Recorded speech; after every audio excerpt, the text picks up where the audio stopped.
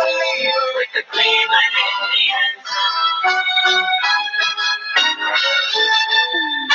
Indians.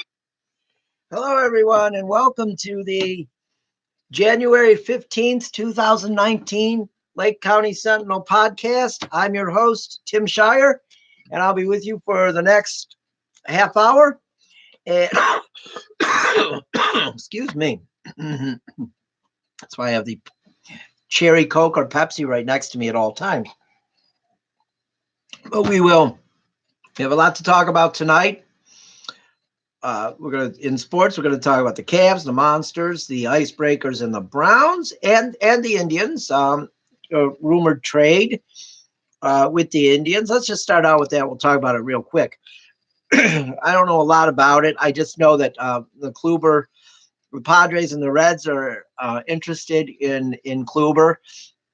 Maybe a 3-team trade. I don't know. All I saw last night is possibly Cincinnati Reds third base prospect Nick Sentinel, who's the number 2 pick in the 2016 draft, coming to the Indians in the trade. This guy is really good. Okay, he is really good, and the Indians have needed a third baseman for a long time. So they could move Ramirez to second.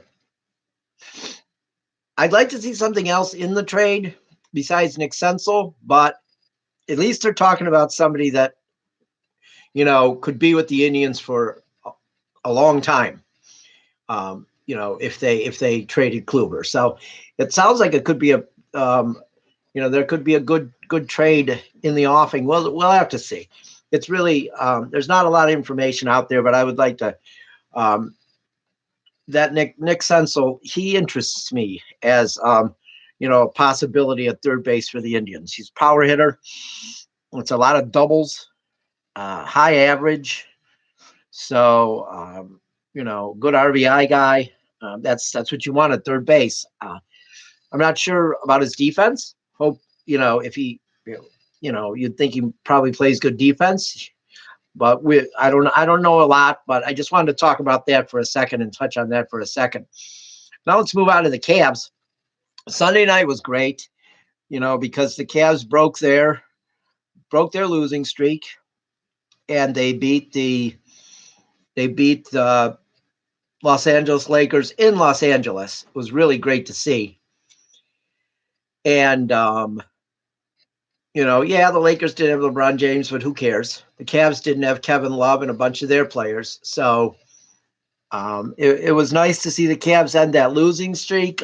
They play tomorrow night in Portland against the Blazers. That will not be easy. It's never easy to win in Portland. So the Blazers are 26-19 and in 5th place in the Western Conference. Of course, the Cavs are 9-35 and have the worst record in the NBA, but that's okay.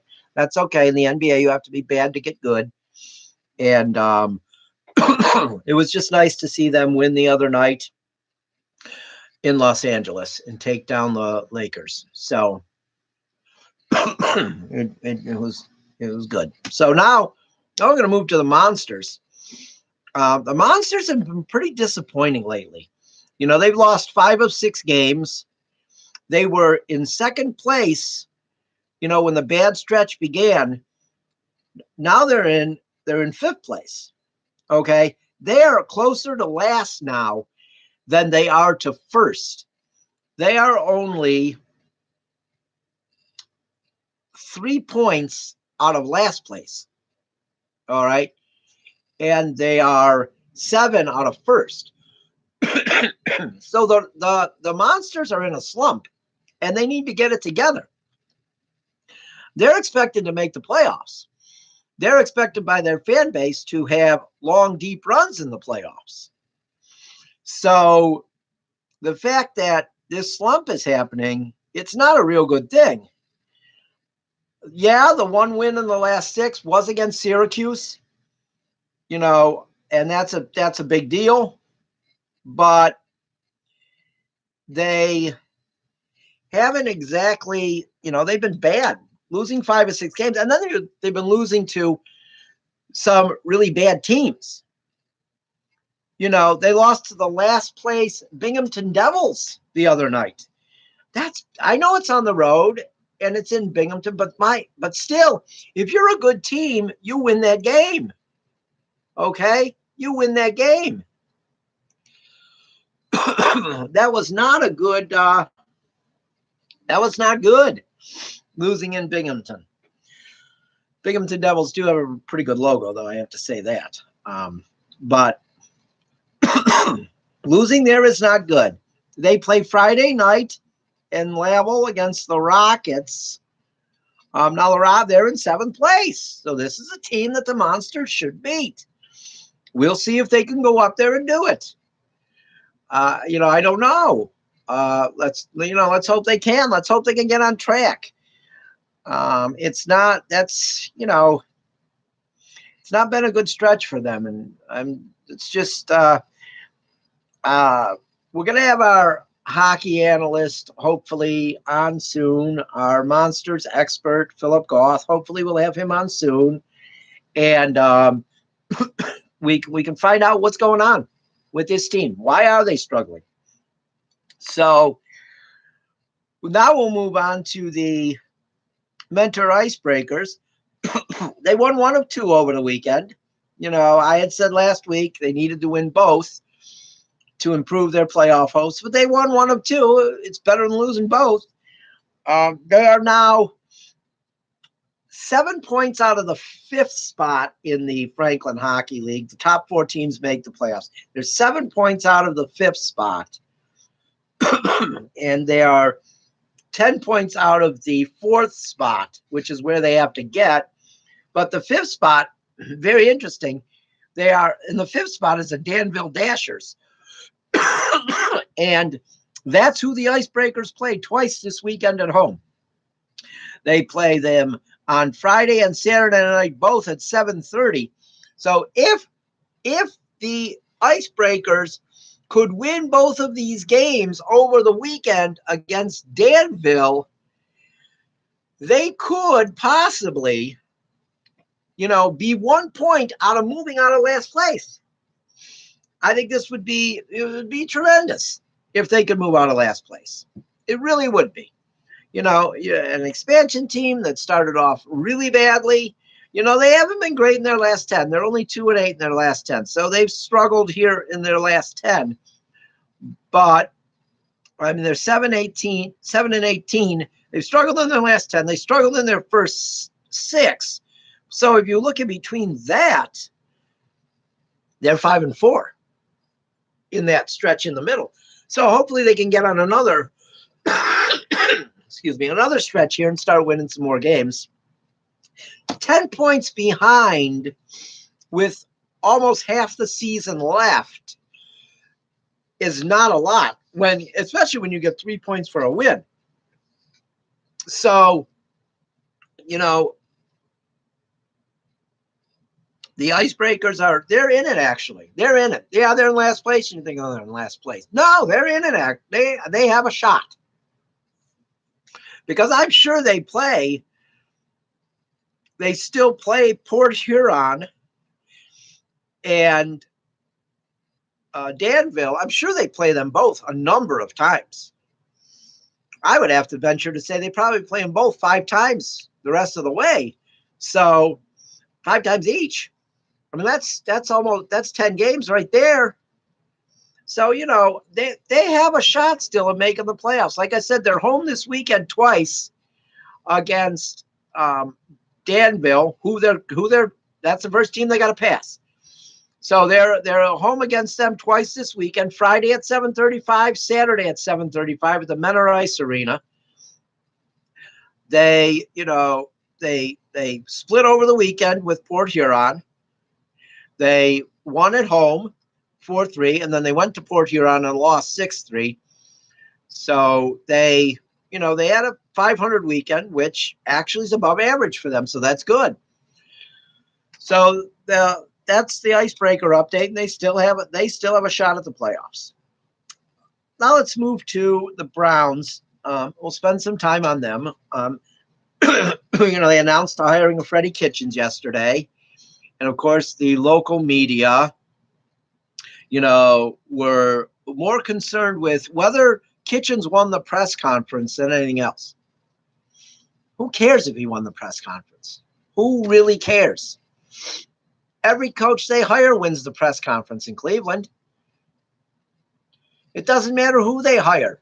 The Cleveland media will tell you they won the press conference because they're rooting for the guy.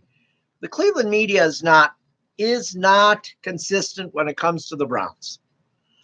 They're not. But I liked the press conference. I liked what I heard from Freddie Kitchens. I won't lie. I like the Southern gentleman attitude that he has. I love that he called Jimmy Haslam and Dee Haslam Mr. Jimmy and Mrs. D. I just love that. It just I thought I was watching like a Southern movie or something. I like that. I like the guy. He seems like a good guy. They had a good half year. You can't deny that. I also love the fact that he said it drives him nuts that people are excited about 7-8-1. I love that because all the people say, can't you just be happy for us because we had a great year? A great year at 7-8-1? Well, your head coach doesn't think that was a great year. He knows what a great year is, and that's getting to the Super Bowl. And you didn't get there. So don't say you had a great year. He knows there's a lot to work on, and he wants to get the team there. Only time will tell if he will. I do like the hire of Todd Monken as offensive coordinator. As you all know, I've said before on this show, I'm a Tampa Bay Buccaneers fan. Todd Monken was just about the only positive thing on the coaching staff this year in Tampa.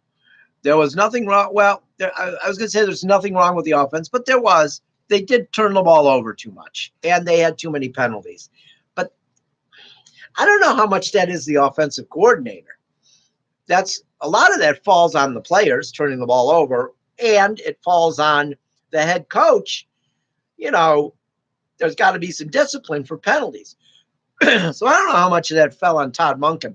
I think play calling wise, for the most part, Todd Monken did a great job. The one game Todd Monken did not call plays this year was against the Washington Redskins, and the Buccaneers offense was disgusting that day.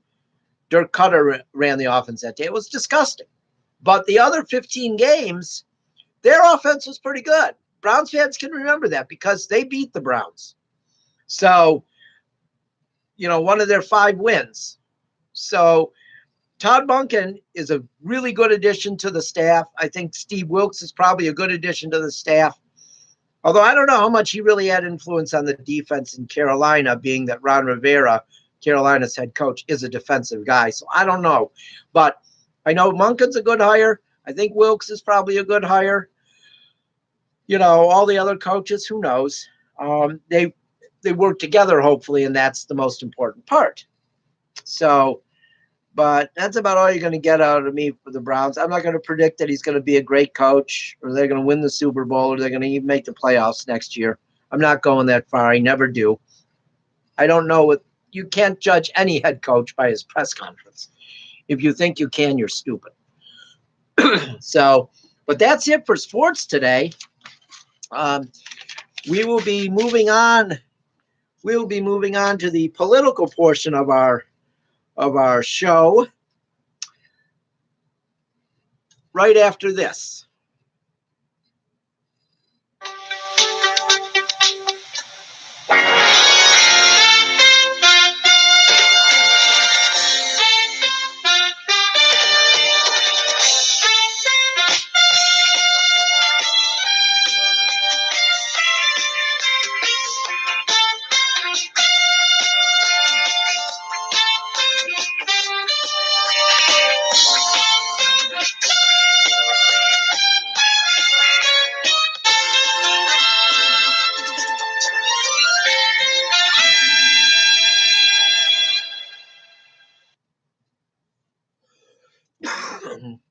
welcome back to the second half of the Lake County Sentinel podcast for the final 14 and a half minutes here of the show. We're going to discuss Donald Trump, and how he served fast food to the Clemson football team on their visit to the White House yesterday, and also how the Trump administration has rolled back the Obama era food regulations. But let's start off tonight with, we have sad news. The death of actress, Broadway, movie, TV show, TV series, actress, Carol Channing. She died yesterday at the age of 97. And, she seemed like a happy person. The role she played made you smile. She always could make you smile. She lived a long, good life, 97 years. It's a long time. And she always made people smile. If you didn't like Carol Channing, if Carol Channing didn't make you smile, then you probably didn't smile too much. But she really was something, Carol Channing. And it's sad that she passed away. But, look, the world got to have 97 years with her. And she was really a pretty cool person, I think. So I just wanted to say a little bit about her tonight, because she was really pretty cool. I enjoyed, watching her. We are going to talk about, I'm going to talk about Trump and, how he served fast food to Clemson, and how just wrong that is. You got a White House visit and you're going to serve fast food. This visit could have been delayed.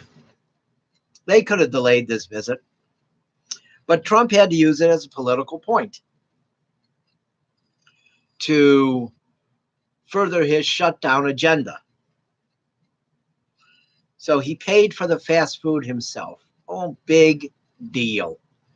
Like I said, he would probably use campaign funds to pay for it, and then he'll deny he did. The guy's, just garbage. He used a visit that should have been a celebration for the Clemson football team. They won the national championship. He used it for his own political gain. Well, it backfired on him, as usual. Just made him look worse. Made our country look stupid, that we were inviting the national championship football team to the White House and serving them fast food. It's ridiculous. And then they announced today that they're going to roll back the healthy food regulations for students that got put in during the Obama administration. The regulations for healthier food in schools that Michelle Obama fought for and they implemented. But of course, the Trump administration, hating everything Obama, no matter what it is, even if it's feeding our kids good food, they reverse it. So they announced they were going to roll back the regulations, and schools could serve crap again to kids if they want to. Junk food and whatever. Which is kind of ridiculous. It just shows that all they want to do is end anything that was Obama era no matter if it's good or bad. No matter if it's good or bad. That's all that matters, is that Obama passed it, so now we're going to roll it back. That's all they do. It's ridiculous. But we can put this stuff back in place, hopefully, when a Democrat wins the White House back in 2020. Let's go to the stock market now.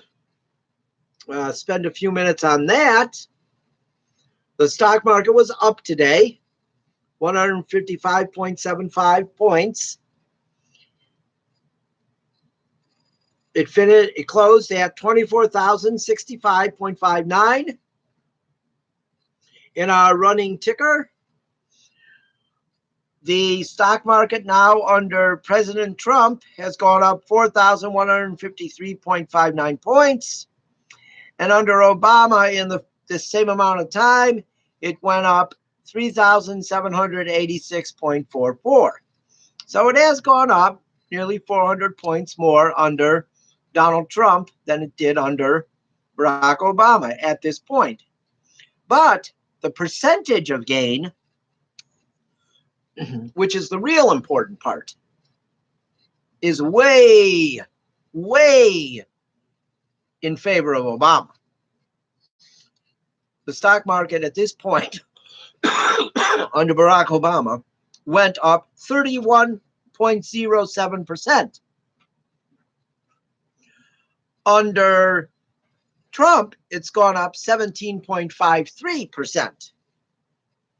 Percentages are what matter. Okay, percentages are what matter. And it's almost double under Obama than Trump. I just want to make that clear.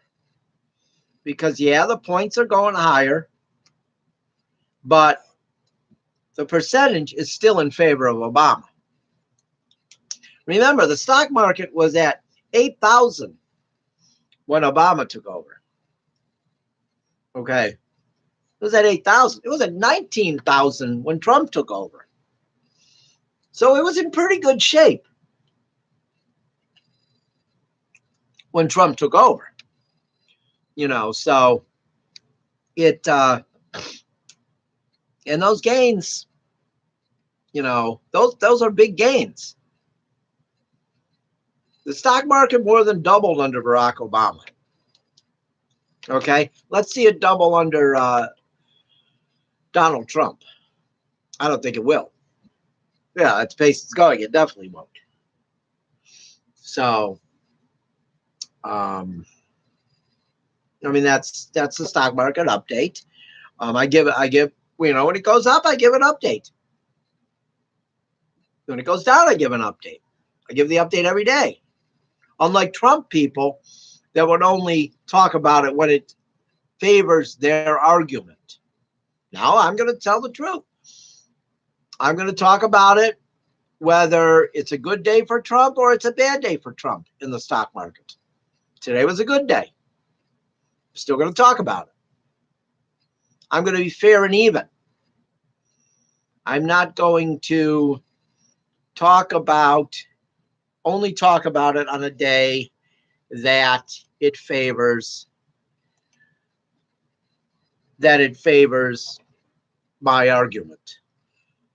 Because that way you lose all credibility if you only do that. You know, and I care about credibility.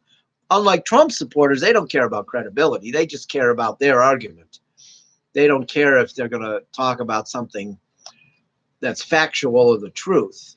They just want to further their argument. So that's how that goes. But I'm going to close the show today with, it's part of our society today where young people are dying of overdoses. And it's very sad. I would say 4 years ago, maybe 3 years ago, I would see this kid, young man, maybe 20, he lived a street over from me, and I would see him walking to work in the warm weather, in the cold weather, in the freezing cold weather. And he worked at the local Dollar Tree, but then I also found out he worked at Gabriel Brothers. He had said he worked there when we were in there one day. And so I felt bad for this kid that he was walking, because I saw that he was working hard. He was working 2 jobs. So I could tell that he had had a rough life. He had probably gotten in trouble at some point, and that's probably why he had to walk. So, I had asked him if, he wanted a ride, and my son was usually with me because he always went shopping with me. So we would give him a ride home, or if we saw him walking when we were headed that way, when he was headed to work, we'd give him a ride to work. A couple times we were in there shopping, and I said, "When you getting off?" And he'd tell me, and I said, "Okay, we'll come back and get you." And it's not a far ride. I mean, Wickliffe is not big. We'd bring him home, you know. Well, Sunday I found out that I hadn't seen him in a while, and I thought maybe he, I don't know, he quit the job, or I hadn't seen him walk by his house. I thought maybe, well, something happened. I don't know, he got in trouble or something. I don't know. But Sunday night I found out that he passed away of an overdose. And it really made me sad, because I felt like this kid never had a break in his life. And it made me sad because I wish I could have done more for him.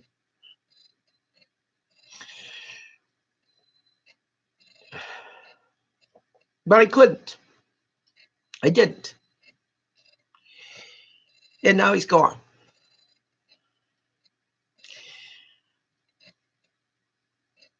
I just wish we could do something about this drug epidemic.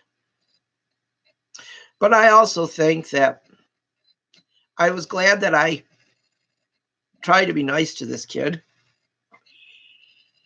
and showed him that somebody cared. His name was Andrew. I'm not going to say his last name. But I hope he found some peace, because he seemed like he's a really nice kid who just had some problems. And I hope that somebody will help a kid that they see, and maybe they could save him, like where I wasn't able to save Andrew. So I'll leave you with that tonight. I hope everybody has a good night. Hopefully I'll be back with you tomorrow night. I think at our regular time, 7 o'clock. Have a good night, everybody.